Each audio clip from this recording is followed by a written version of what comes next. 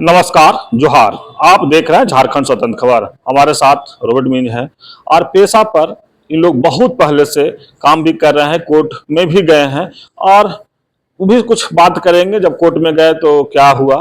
लेकिन अभी हम बता दें, फिलहाल जिस तरह से पेशा लागू करने के लेकर के लोग बहस और महाबहस जो शुरू हो गया है, तो कई लोग उसमें कंफ्यूज हैं। कई लोग जो बुद्धिजीवी हैं वो कह रहे हैं कि जो सरकार पेशा बना के रखी है वो सही है, जो जेपीआरए उसमें कुछ लाया गया है उसको लागू कर दिया जाए। कुछ बुद्धिजीवी कह रहे हैं कि जो पेशा 1996 एक्ट जो है हूबहू वही लागू होना चाहिए। लेकिन हम बात करेंगे कि क्या इसी तरह पेशा बहस और महाबहस में लागू होगा या फंस के रह जाएगा, यही हम बात करेंगे रोबर्ट मीन से। दादा जोहार। जोहार। दादा, जिस तरह से पर डे बहस और महाबहस पेशा पर चल रहा है, तो क्या लगता है इस बहस में कुछ निष्कर्ष निकलेगा कि पेशा फंस के रह जाएगा? अभी जिस तरह से लोग कुछ ग्रुप्स, मैं सबको नहीं कहता, कुछ ग्रुप्स जिस तरह से काम कर रहे हैं या बहस कर रहे हैं, उससे कोई निष्कर्ष निकलने वाला मुझे कोई दिखता नहीं है। कारण कि उलझ के मामला रह जा सकता है, क्योंकि उनका कहना है, कुछ लोगों का कहना है कि ये सरकार बनाएगी, लेकिन जो इनके तरफ से कोई प्रपोजल या किस तरह का काम चाहते हैं नियमावली, उसका कोई प्रपोजल किसी ने नहीं रखा है एक्सेप्ट वन ग्रुप। बाकी लोग ने किसी ने नहीं रखा है। और अभी बात इसी पर चल रही है कि सरकार नियमावली बनाए, और उस पर अभी हाई कोर्ट के ऑर्डर के अनुसार 2 महीना बीत जाने पर एक ग्रुप ने तो कंटेंट पिटिशन भी फाइल कर दी है। तो अब सरकार हड़बड़ी में अपना नियमावली बना के लागू भी कर दे, और यदि वो लोगों को पसंद नहीं आएगी तो वो फिर उस पर विवाद खड़ा हो जाएगा और फिर कोर्ट कचहरी वाली बात शुरू हो जाएगी और फिर बात उलझ के रह जाएगी। लेकिन क्या लगता है कि जिस तरह से ये तमाम अभी लगातार बहस में कहीं कहीं शामिल होते हैं, तो लागू कब होगा ये पेशा?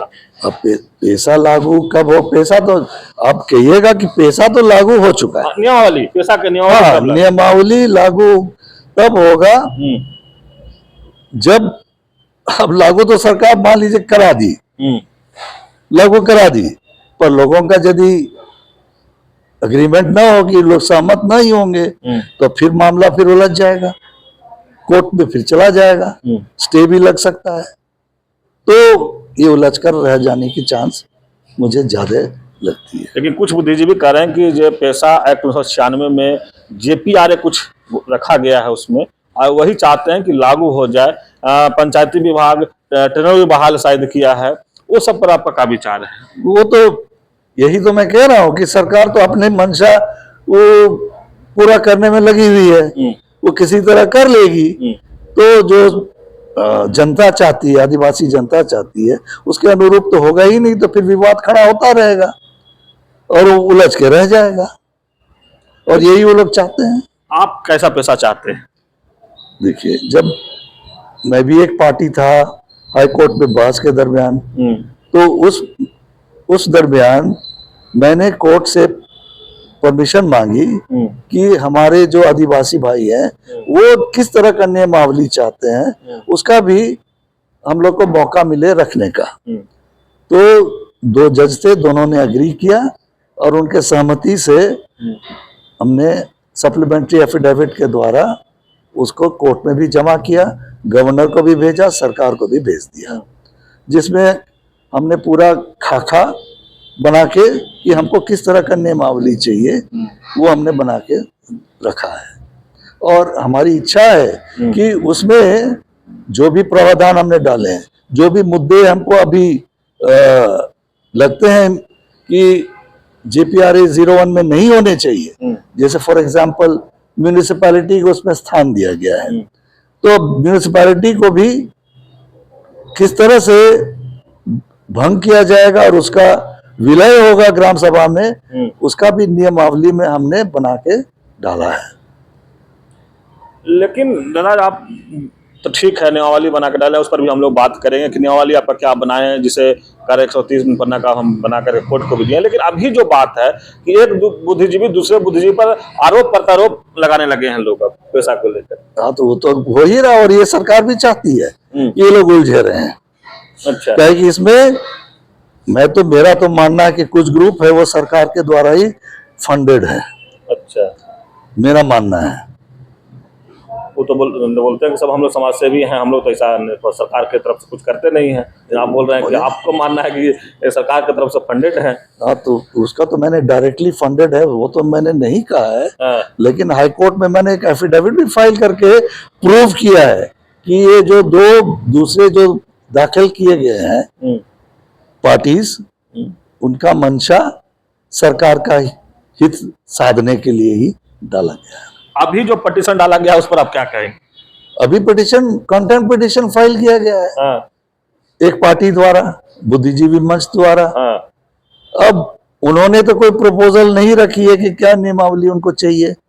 उनका सिर्फ कहना है कि सरकार नियमावली बना दे, तो फिर सरकार बना के रख देगी। वो भी JPRA 2001 के आधार पर बना के रख देगी, तो फिर मामला फिर उलझेगा, फिर विरोध होगा, और ये फिर उलझाने का ही उद्देश्य से ये सब किया जा रहा है। तो उलझाने का मेन कौन है ये जो उलझाना चाहते हैं पैसा? अब ये तो पूरा डायरेक्टली तो हम बोल नहीं सकते हैं, लेकिन ये हम एक अनुमान लगा सकते हैं इसके पीछे कौन है। हाँ। मेन है कि एक ग्रुप है जो जहां जहां म्यूनिसिपैलिटी बन रहे हैं उसका वो लोग अनुमोदन करते हैं, क्योंकि उससे बहुत सारा फंड मिलता है, बहुत पैसे आते हैं, और इसी कारण से उसको लोग छोड़ना नहीं चाहते हैं और म्यूनिसिपैलिटी को लागू चालू रखना चाहते हैं। तो वो एक ग्रुप है। दूसरा एक ग्रुप है वो पूंजीपतियों का ग्रुप है, जो वन संसाधनों हो या गिट्टी बालू हो, इस पर उनकी नजर है, या माइनिंग है। तो ऐसे पूंजीपतियों का भी नजर उस पे है, और वो लोग भी नहीं चाहते हैं कि ये जो JPRA से अलग कोई नियमावली बने। चलिए, हमारे साथ रॉबर्ट मिंज के बात आप सुन रहे थे कि पेशा पर जो आपस में लोग उलझ रहे हैं, तो कहीं ना कहीं ये कह रहे हैं कि अनुमान लगा सकते हैं कि जो बुद्धिजीवी लोग हैं आपस में जो उलझ रहे हैं और पेशा पर भी उलझाने की कोशिश कर रहे हैं, ये कह रहे हैं कि किसी को ये नहीं है कि नियमावली क्या होना चाहिए। अगर लोग सिर्फ मांग कर रहे हैं कोर्ट में कि नियमावली बनना चाहिए, तो ये तो स्पष्ट कर रहे हैं कि जो सरकार के पास होगा JPRA उसमें लगा करके नियमावली लागू कर देगा। लेकिन ये कह रहे हैं कहीं ना कहीं सरकार की तरफ से ही लोग जो हैं जो उलझाने का कोशिश कर रहे हैं। तो इस तरह की खबर को देखने के लिए आप झारखंड स्वतंत्र खबर से जुड़े रहिए। जोहार, नमस्कार।